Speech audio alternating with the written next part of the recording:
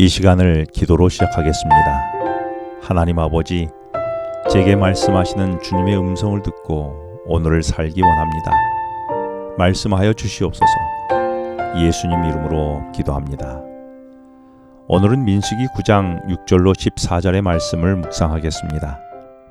지난 시간에 우리는 하나님께서 약속하신 가나안 땅으로 나아가기 전에 유월절을 지키라는 명령을 들었었습니다.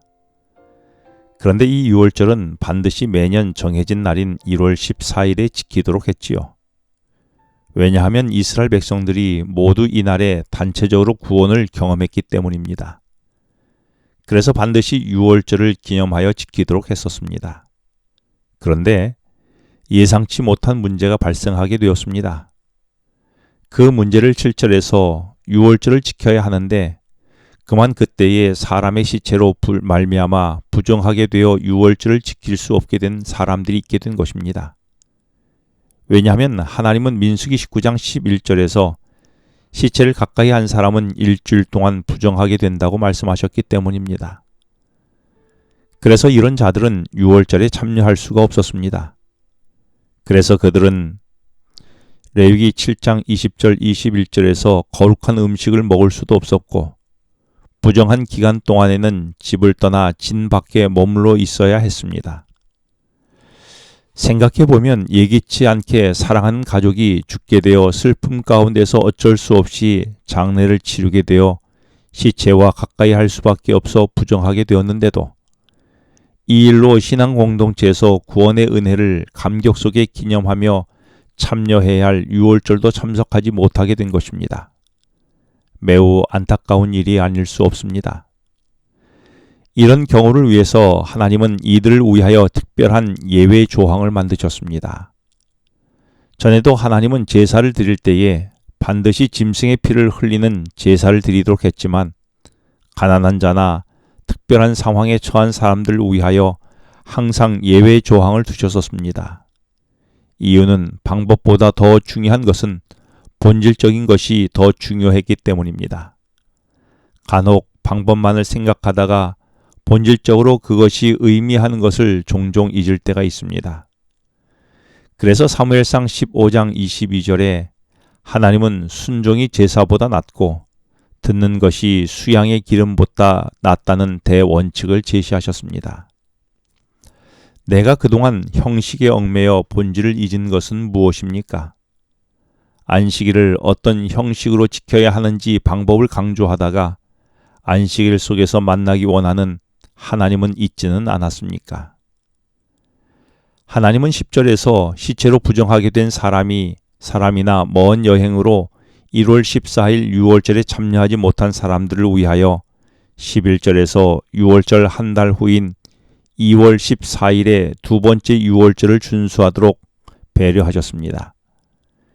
그리고 14절에서는 타국인이나 본토인 중에서도 유월절에 참여하고 싶은 자들에게도 동일한 기회가 주어졌습니다. 여기서 우리는 지극히 합리적인 원칙 안에서 융통성을 가지신 하나님의 모습을 보게 되지요. 이스라엘 백성들이 구원을 경험한 날은 정확히 1월 14일이었습니다. 그러니 그 구원을 기념한 날도 당연히 1월 14일이어야만 했습니다. 하지만 장례 등 부정하게 되어 어쩔 수 없이 유월절에 참여하지 못하게 된 자들을 위하여 그 다음 달 14일에 그들만을 위한 유월절 예식을 진행하도록 한 것입니다. 여기서 우리가 기억해야 할 것은 유월절을 포함한 하나님의 모든 율례와 법도는 모든 백성들을 구원하고 어떻게 해서든지 그들을 하나님께로 인도하기 위함이지 걸림돌이 되어 떨어뜨리기 위함이 아니란 사실입니다. 유월절을 기념하도록 하신 것도 유월절 지키지 않는 자들을 백성 중에서 끊어지게 하기 위함이 아니라 한 사람도 빠짐없이 유월절을 기념하고 앞으로의 여정에서 겪게 될 또 다른 구원을 기대하도록 하기 위함이란 것입니다. 그러므로 하나님께서는 부득이하게 유월절에 참여하지 못한 자들을 위하여 또 다른 날을 정해주실 만큼 모두가 참여하기를 원하신다는 사실을 기억해야 할 것입니다. 나는 하나님의 율법과 제도 속에서 나를 구원하시려는 하나님의 사랑의 그 기초를 발견하셨습니까? 혹 나는 율법과 제도를 지키지 못한 사람들을 정죄하는 데 그 초점을 맞추고 있지는 않습니까? 그렇다면 안식일은 어떨까요? 6월절이 1월 14일인데 이날 참여하지 못한 사람들을 위해 2월 14일을 준비하도록 융통성 있으신 하나님이라면 어느 날이든 상관없다며 일요일 예배를 해도 괜찮다고 하셨을까요? 그럴듯한 질문처럼 여겨지지만 사실은 두 가지 측면에서 매우 옳지 않은 다른 질문입니다. 6월절의 경우는 예기치 않은 가족의 죽음으로 인해 부정해져서 6월절을 지키는 법과 내 선택과 상관없이 충돌하게 된 것인데 이 충돌의 문제를 하나님이 해결 방법으로 제시한 것입니다. 그러나 안식일과 일요일을 지키는 것은 피치 못할 상황이 아니라 내가 선택한 문제였기에 본질상 다른 것이지요.